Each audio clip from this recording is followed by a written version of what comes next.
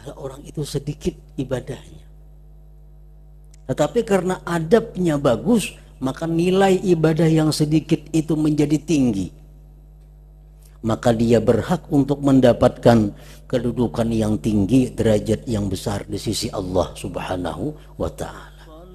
وسلم يا سلام على النبي خير الأنام والآل والصحب الكرام. بسم الله الرحمن الرحيم. الحمد لله الذي خلقنا فأحسن خلقنا وأدبنا فأحسن أدبنا وشرفنا بنبيه سيدنا محمد صلى الله عليه وسلم فأحسن تشريفنا. أشهد أن لا إله إلا الله وحده لا شريك له حسبنا ومولانا وأشهد أن سيدنا محمدا عبده ورسوله شافعنا وأولانا. اللهم صل وسلم وبارك على سيدنا محمد أزكانا وأصفانا وعلى آله وصحبه وذريته وأتباعه إلى يوم الفناء.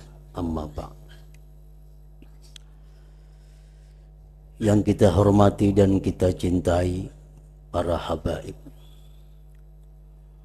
para alim ulama dan para muhibbin hadirin dan hadirat rahimakumullah. Alhamdulillah, puji dan syukur kita haturkan kehadirat Allah yang selalu memberikan kita anugerah, memberikan kita berbagai macam nikmat, berbagai macam kesenangan, yang memberikan kepada kita taufik dan hidayah, kekuatan dan pertolongan, sehingga kita pada malam ini dapat berkumpul bersama-sama di majelis yang penuh berkah ini. Salawat dan salam kita haturkan kepada junjungan kita Nabi besar Muhammad sallallahu alaihi wasallam dan kepada seluruh keluarga, para sahabat, zuriat dan pengikut beliau sampai hari akhir nanti. Para muhibbin rahimakumullah, al-haditsus sabi' wal ishrun, hadis yang ke-27 dari 40 hadis. Anin Nawas bin Sim'an radhiyallahu anhu anin Nabi sallallahu alaihi wasallam qala al-birru husnul khuluq wal ismu ma haka bi nafsika wa karihta ay yattali'a alaihi nas, rawahu Muslim. Wa an Wabisah bin Ma'bad radhiyallahu anhu qala ataitu Rasulullah sallallahu alaihi wasallam faqala ji'ta tas'alu anil birri wal ithim, qultu na'am, qala istabti qalbak, al birru matma'annat ilaihi nafsu watma'anna ilaihi al qalbu, wal ithmu ma haka bin nafsi wa taraddada bi sadri wa in aftakan nas wa aftauka. Hadithun hasan, rawahu bi musnadail imamain Ahmad ibni Hanbal wa Darimi bi isnadin hasan. Dari Nawas bin Sim'an radhiyallahu anhu, daripada Nabi sallallahu alaihi wasallam, beliau bersabda, al birru husnul khuluq. Bermula bir itu adalah husnul khuluq. Para ulama pensyarah hadis mengatakan bahwa al-birru itu artinya adalah jami'un li anwa'il khair wa kulli fi'lin mardiyin.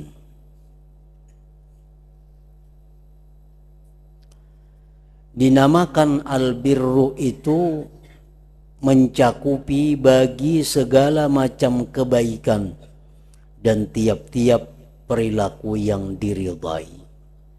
Itu namanya adalah albirru. Rasulullah bersabda yang artinya bahwa albirru, bahwasanya sesuatu yang mencakup seluruh kebaikan dan perilaku yang diridhai, husnul khuluq, at-takhalluq bil akhlaqil hasanatis syarifah, yaitu berakhlak dengan akhlak yang mulia, akhlak yang baik lagi mulia. Para muhibbin rahimakumullah, kebaikan itu seluruhnya berada pada akhlak yang terpuji. Kebaikan itu apapun namanya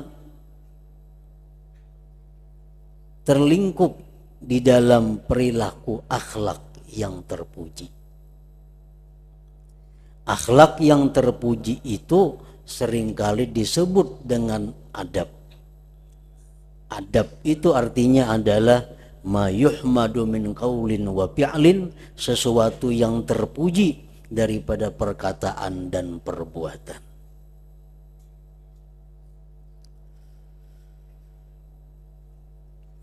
Jadi intinya kebaikan itu berada pada adab seseorang, pada perkataan, pada perbuatan, tingkah laku yang terpuji. Para muhibbin rahimakumullah, Rasulullah sallallahu alaihi wasallam bersabda, inna ahabbakum ilayya wa aqrabakum minni majlisan yaumal qiyamah ahasinukum akhlaqa. Orang yang paling dicintai di antara kalian itu kepadaku, dan orang yang paling dekat di antara kalian daripadaku kedudukan pada hari kiamat, orang yang baik di antara kalian akhlaknya.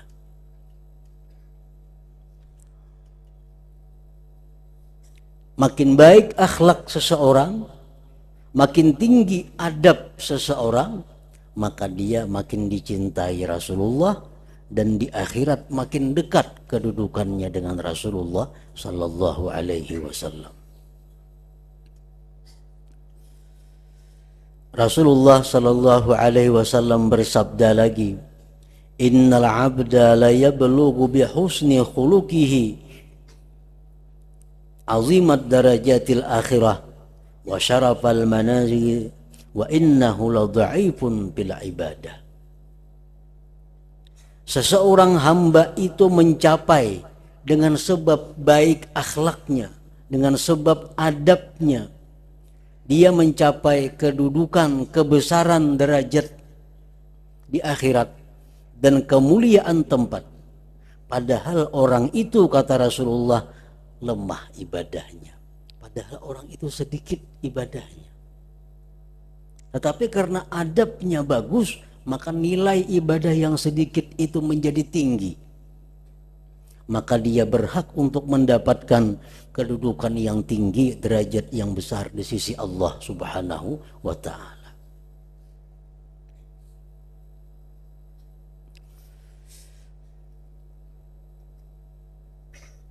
Jadi artinya dari hadis ini kalau kita paham, betapapun banyak ibadah yang kita lakukan,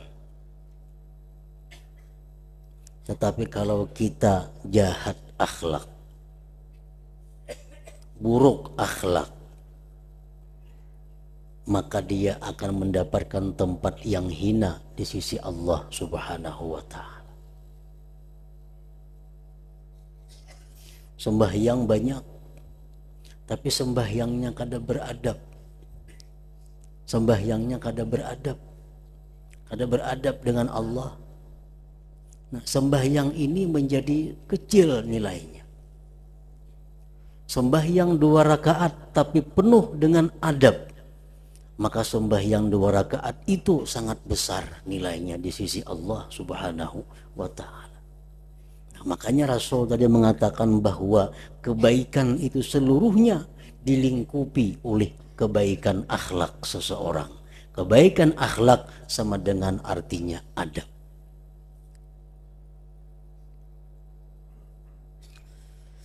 Rasulullah sallallahu alaihi wasallam bersabda lagi, akmalul mu'minin imanan ahsanuhum akhlaqa. Paling sempurna orang beriman keimanannya, yang terbaik di antara mereka akhlaknya. Yang terbaik di antara mereka adab dan tata keramanya. Para muhibbin rahimakumullah. Para ulama menerangkan kepada kita setelah meneliti Al-Quran, meneliti hadis-hadis Rasulullah Sallallahu Alaihi Wasallam, maka mereka menyimpulkan bahwa tanda-tanda baik akhlak itu adalah sangat banyak. Sangat banyak persyaratan-persyaratan yang mesti dipenuhi kalau kita ingin menjadi orang yang baik akhlak. Di antaranya mereka menyebutkan orang yang baik akhlak itu adalah la la'ana, tidak suka melaknat. Di mulutnya itu jarang, kada suka keluar kata-kata laknat, kata-kata yang menjauhkan dari rahmat Allah.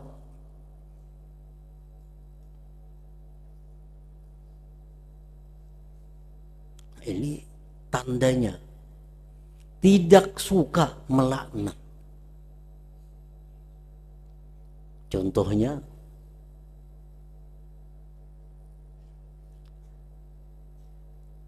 seperti mengeluarkan kalimat-kalimat yang menjauhkan dari rahmat Allah, kalimat-kalimat neraka.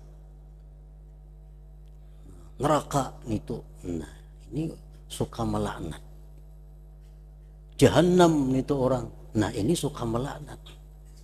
Kalau seringkali keluar di mulutnya kata-kata seperti itu, orang ini tidak tergolong orang yang baik akhlak. Wala sabbaba, tidak suka menyumpah-nyumpah. Tidak sering keluar di mulutnya kata-kata sumpah. Yang dimaksudkan sumpah di sini seperti bungol, bangsat. Nah itu tandanya orang baik akhlak. Kalau sering keluar di mulut kita bungol, tambuk, binatang, bangsat, nah ini adalah termasuk orang yang tidak baik akhlaknya.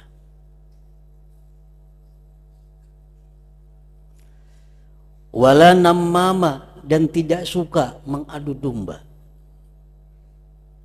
Kada mau orang baik akhlak tuh mengadu domba, bahkan menislah, membaguskan orang, bukan mencerai-beraikan orang yang baik-baik. Wala mugtaba, tidak menggibah. Menggibah, menyambati orang tuh jelas sudah orang kada baik akhlak. Wala hakuda, tidak dendam. Wala bakhila, tidak bakhil. Wala hasuda, tidak dengki. La yukafi'u bisayyi'ah, tidak mau membalas dengan kejahatan.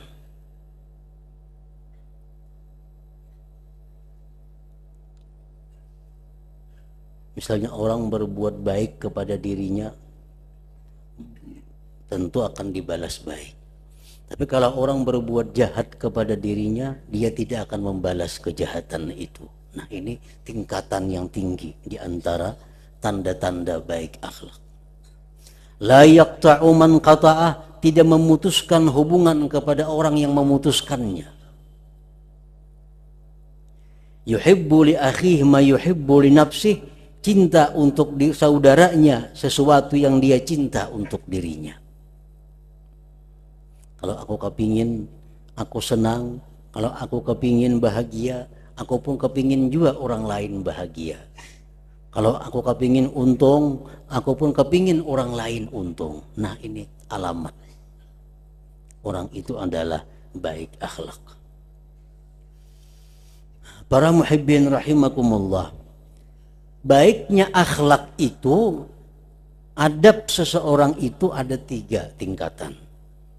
Ada tingkatan aduan yang paling rendah. Bila gugur dari tingkatan ini berarti orang ini sudah punya akhlak yang buruk. Yang kedua ausat, yang tengah. Yang ketiga al-a'la, tingkatan yang paling tinggi. Namun yang 3 macam ini disebut baik akhlak, tetapi ada tingkatannya. Contohnya yang paling rendah tapi masih kada keluar dari baik akhlak, dia membalas kejahatan orang dengan balasan yang sama. Nah, ini masih baik akhlak. Orang menyakiti kita dengan sesuatu, kita sakitinya dengan sesuatu itu, tapi kada lebih, kada melebihi dari orang. Nah, ini termasuk baik akhlak. Andai kata dia menyakiti orang itu dengan lebih, nah ini sudah gugur daripada baik akhlak.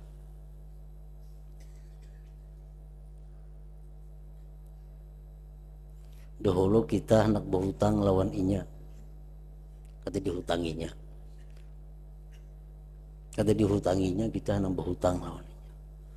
Berapa tahun kemudian datang lawan kita hendak berhutang, kada kita hutangi juga. Nah,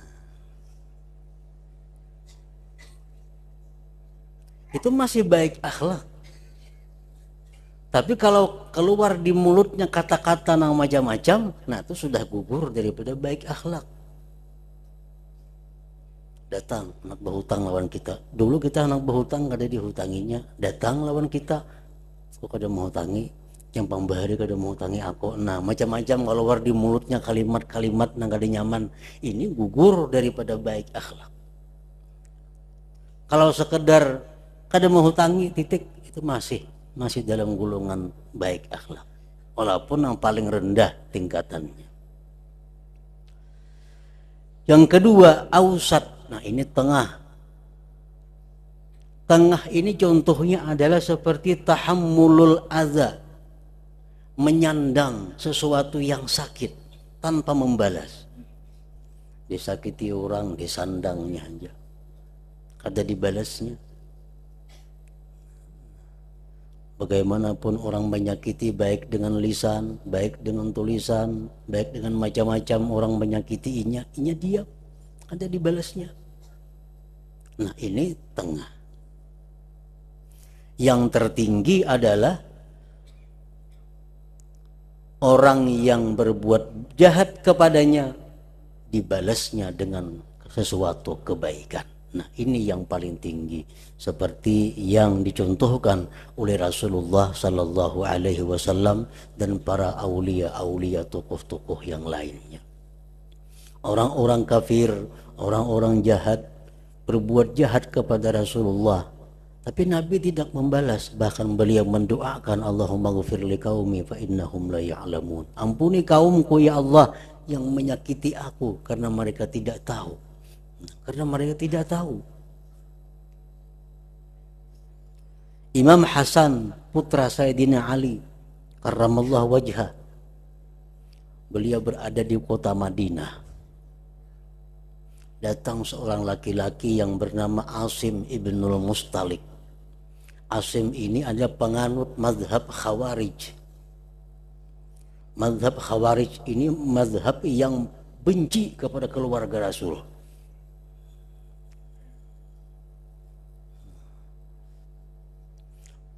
Ini Asim dari Syam, dari Syria, datang ke Madinah, masuk masjid melihat Sayyidina Hasan. Sedangkan Asim ini penganut mazhab yang benci kepada keluarga Rasul. Melihat Sayyidina Hasan di dalam masjid, mendatangi Asim bin Mustalik ini. Dia mencaci maki Sayyidina Hasan habis-habisan, sampai habis bahan, terdiam. Habis cuma cacian keluar kepada Sayyidina Hasan. Jadi Sayyidina Hasan, adakah lagi yang dikeluarkan? Untuk keluarkan aja. Habis. Ujar Sayyidina Hasan apa? Aku mintakan ampun engkau kepada Allah Subhanahu wa ta'ala. Kalau engkau perlu sesuatu kepada kami siap membantu engkau. Kalau engkau minta petunjuk, kami siap memberikan petunjuk kepada engkau. Nah, ini contoh yang dipraktikkan oleh Imam Hasan ini merupakan tingkatan yang paling tinggi daripada baiknya akhlak seseorang. Para muhibbin rahimakumullah, Rasulullah sallallahu alaihi wasallam bersabda, "Hassinu akhlaqakum." Baikkanlah budi pekerti kamu. Baikkanlah akhlak kamu. Artinya baiki akhlak kamu itu. Ini sabda Nabi menunjukkan bahwa akhlak kita itu menerima diperbaiki. Akhlak bisa diperbaiki. Karena Nabi mengatakan hasinu akhlakakum, perbaikilah akhlak kalian. Nah, para ulama menjelaskan bagaimana cara memperbaiki akhlak ini supaya kita menjadi manusia muslim yang beradab. Pertama, kata mereka adalah ilmu. Mesti menuntut ilmu. Kalau kita kada punya ilmu, kita kada bisa memperbaiki akhlak. Pertama, ilmu. Karena adab akhlak yang baik ini adalah sesuatu yang dinamakan syariat, dalam golongan masuk syariat, bukan adat. Kadang-kadang ada perbedaan, menurut adat itu baik, tapi menurut agama kada baik, bisa terjadi. Nah, jadi kalau kita ingin beradab, ingin jadi manusia yang beradab, ingin jadi orang yang berakhlak baik, syarat pertama adalah kita menuntut ilmu. Dan para ulama pun sudah menyiapkan ilmu-ilmu untuk itu. Dikarang kitab Al-Adab fid Dunya fid Din. Dikarang kitab Imam Ghazali mengarang kitab Al-Adab fid Din. Imam Mawardi mengarang Adabud Dunya wad Din. Macam-macam kitab yang mengajarkan tentang adab, tentang akhlak yang baik. Bagaimana akhlak kita selaku manusia, adab kita selaku manusia dijelaskan di situ macam ini. Nah, ditambah lagi kita misal selaku seorang pedagang, ada lagi akhlaknya bagaimana selaku pedagang. Ditambah lagi seorang suami, nah bagaimana akhlaknya seorang suami. Ditambah lagi pulang seorang ayah, bagaimana akhlak seorang ayah yang baik. Lengkap diajarkan. Jadi kalau kita ingin memperbaiki akhlak, memperbaiki adab, dan itu satu perintah dari Nabi, pertama kita menuntut ilmu. Yang kedua, ar-riyadhah, latihan. Latihan. Ilmu yang kita tuntut itu tentang perbaikan akhlak mesti dilatih. Bagaimana cara melatihnya? Contohnya, selama ini umpamanya orang ada menyakiti kita. Kalau kita meluluskan fitrah diri kita, kita marah kepadanya. Itu nafsu kita. Pasti marah kepada orang yang menyakiti. Tapi karena kita punya ilmu demikian kita disuruh baik akhlak, kita latih. Nah, latihan pertama antara lain bagaimana? Dengan mendoakan kebaikan kepada orang-orang yang berbuat jahat kepada kita. Itu latihan. Si Anu tuh menyakiti kita, bahkan si Anu tuh membunguli kita. Kita paksa diri kita untuk mendoakan, ya Allah berikan dia itu hidayah, berikan dia petunjuk, berikan dia kebahagiaan dunia akhirat. Nah, ini riyadhah. Kita biasakan diri kita untuk berbuat baik kepada orang yang jahat kepada kita, walaupun dengan doa. Walaupun dengan doa.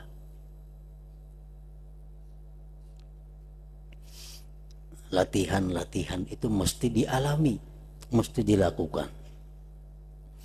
Yang ketiga, ad-du'a wal ibtihal ilallah, berdoa kepada Tuhan supaya akhlak ini diperbaiki. Nabi pun selalu berdoa, Allahumma kama hassanta khalqi fahassin khuluqi. Nabi mencontohkan, mengajarkan. Beliau selalu mengata, Allahumma kama hassanta khalqi, ya Allah sebagaimana engkau baikkan kejadianku, fahassin khuluqi, baikkanlah budi pekertiku. Nah, doa. Setiap baca ramin disuruh baca doa tuh kalau Allahumma kama hassanta khalqi fahassin khuluqi. Kita kada bisa bahasa Arab, bahasa kita di dalam hati kita. Ya Allah, baikkanlah akhlakku sehingga menjadi seseorang muslim yang berakhlak mulia. Ya Allah, baikkanlah akhlakku sehingga aku menjadi seorang muslim yang berbudi pekerti mulia. Nah, bahasa kampung aja dalam hati lebih baik daripada bahasa Arab kada mengerti.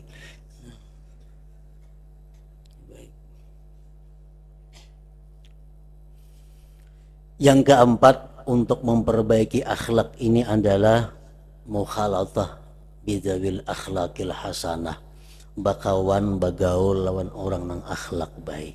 Nah, ini sangat menentukan. Kita kebiasaan bakawan lawan orang nang pamuntungan bungol tambuk tak umpat jiwa kita terjangkit kawani nang kata-kata orang-orang yang berakhlak bagus berkata-kata mulia akan menular kepada kita. Nah, 4 perkara itu yang mesti dilakukan bila mana kita ingin menjadi orang yang berbudi pekerti baik, berakhlak mulia. Tadi ingat Nabi kita, seseorang hamba yang dia sedikit ibadahnya kada banyak, cuma karena dia berakhlak baik, dia mendapat derajat yang besar, kedudukan yang mulia di sisi Allah Subhanahu wa ta'ala. Wal ismu ma haka fi nafsika wa karihta ayyatali alaihi nas. Lawannya kebaikan adalah dosa. Dosa itu, sabda Rasulullah, adalah sesuatu yang bulak-balik dalam diri engkau, yang ragu-ragu dalam diri engkau, dan engkau tidak suka bahwa melihat atasnya para ulama, para sulaha, orang-orang yang saleh. Ada pekerjaan nih nang hati kita nih gulang-galik kada ada ketetapan. Mau ketahuan orang-orang alim supan kita nih, nah tuh kada baik nih tuh. Itu dosa. Kita berpakaian misalnya, berpakaian nang kayak ini, melihat orang alim supan aku pakaian nangka ini, nah tuh kada baik pakaian itu, kada baik. Baju bala-balang macam-macam balang, amun ka rumah tuan guru tak hilang lah baju itu. Sekarang rumah tuan guru tak hilang lah makai baju itu, kada tak hilang, kada baik nih tuh ngarannya, jangan dipakai lagi. Sesuatu pekerjaan nang supan kita ketahuan orang baik, itu pekerjaan kada baik. Rambut bahuban sudah baju bebalang aja masih.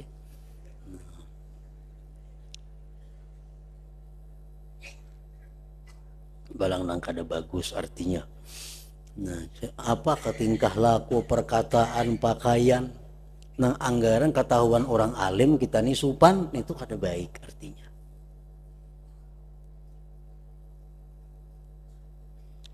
Hadis riwayat Muslim. Dan dari Qabisah bin Ma'bad radhiyallahu anhu berkata, aku datang kepada Rasulullah sallallahu alaihi wasallam. Sahabat Nabi Wabisah datang kepada Rasulullah, dia berkata, Rasulullah sallallahu alaihi wasallam bersabda. Wabisah datang kepada Rasulullah, Rasulullah langsung mengatakan, ujar Nabi, engkau datang ke sini bertakun tentang kebaikan dan dosa kalau.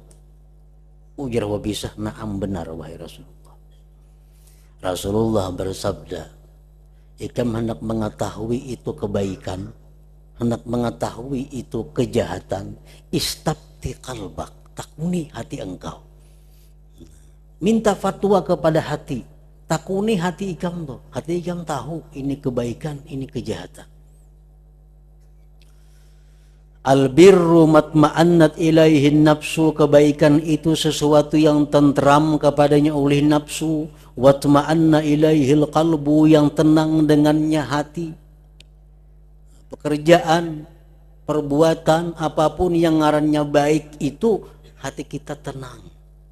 Kalau ada kegelisahan, tentram, dilihat siapapun kita kada akan malu. Nah itu ngarannya adalah kebaikan. Dan dosa itu, ujar Rasulullah, sesuatu yang bulak-balik di hati engkau, di dada engkau. Wa in aftakan nas wa aftauka, sekalipun manusia memberikan fatwa tidak seperti demikian. Misal orang dosa alamanan madahkan itu boleh aja, tapi hati kita nih katap kada nyaman, nah tinggalkanlah sesuatu itu. Walaupun sekampungan orang madahkan baik, tapi hati kita madahkan itu kada baik, umpati hati kita. Nah ini sabda Nabi kepada sahabat beliau yang bernama Wabisah bin Ma'bad tadi. Dan ini hadis hanya berlaku untuk orang yang namanya Wabisah dan orang-orang yang sudah punya hati bersih seperti hatinya Wabisah. Artinya untuk umum kada kawa dipakai. Sebelah orang ada datang kayak apa ngaran dosa, ngaran pahala, takuni hati ikam itu kada kawa dipakai untuk umum. Tapi kalau untuk orang yang namanya Wabisah atau orang-orang yang punya hati seperti Wabisah, itu kawa betakun lawan hati seorang. Takuni hati baik kada, ya hati baik baik, jar hati kada berarti kada. Nah tapi syaratnya ini orangnya orang baik. Para ulama mengatakan man ghadda basarahu anil maharim wa kaffa nafsahu anis syahawat wa ammara batinahu bil muraqabah wa ta'awwada aklal halal fahuwa yastabti qalbah. Orang yang menahan matanya daripada memandang yang haram, orang yang telah mampu mencegah nafsunya dari syahwat-syahwat yang dilarang, orang yang menghidupkan hatinya dengan muraqabah, orang yang terbiasa makan yang halal. Nah orang semacam inilah yang bisa, yang mampu untuk menakuni hati sendiri tadi. Artinya amun kita masih kada kau menjaga mata, kada kau menjaga nafsu, masih kada bisa muraqabah, masih kadang-kadang makan halal, makan subhat, nah kita kada usah, jangan bertakun dengan hati kita. Kemana bertakun? Kepada orang yang alim, kepada orang yang ahli. Ada perbuatan yang kita ragu-ragu, baikkah ini, kadakah baikkah kadakah. Sedangkan kita masih orang yang belum baik, kada usah bertakun lawan hati kita. Takunakan kepada ulama karena mereka mengetahui hukum yang sebenarnya. Nah, para muhibbin rahimakumullah, selanjutnya hadis yang ke-28. Ila hadratin Nabi sallallahu alaihi wasallam, al-Fatihah.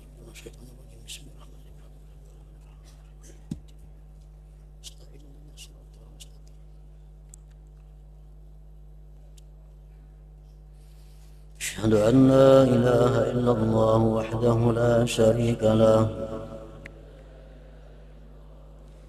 wa asyhadu anna sayyidana Muhammadan abduhu wa rasuluh. La ilaha illallah nastaghfirullah. La ilaha illallah nastaghfirullah.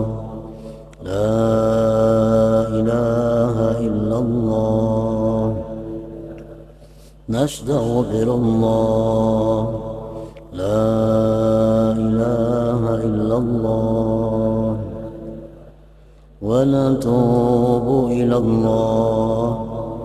La ilaha illallah